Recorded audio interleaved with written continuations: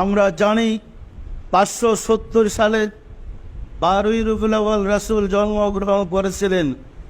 হয়েছে আরবের মক্কা নগরীতে তিনি আবির্ভূত হয়েছিলেন। অথচ রাসূল সাল্লাল্লাহু আলাইহি ইসলাম বলেন, আনা নবিয়্যুন আদমু বাইনাল মাই ওয়া তিন, আমি তখনও নবী ছিলাম যখন আদম পানি এবং মাটির মধ্যে অবস্থান করেছিল। অর্থাৎ যখন আদমের জন্ম হয় নাই তখনও রাসূল নবী ছিলেন। বিশ্বাস হয়? তাহলে 570 খ্রিস্টাব্দে কি রাসূলের জন্ম? কি বলেন? এই ধুলির ধরায় সর্বপ্রথম স্বনামে তিনি বিকশিত হয়েছিলেন 570 খ্রিস্টাব্দে।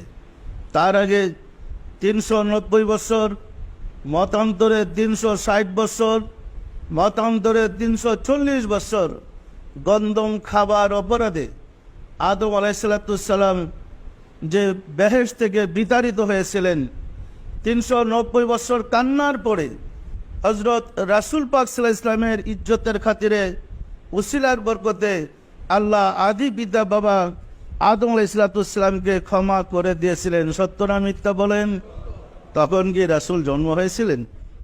তাহলে কিভাবে জন্মের লক্ষ লক্ষ বছর আগে আল্লাহ আদমকে রাসূলের বরকতে ক্ষমা করলেন? তাহলে উনি কোন রাসূল? উনি কে? তার সাথে আল্লাহর সাথে কি পরিচয়? আমরা কি একবার তালাশ করে দেখেছি?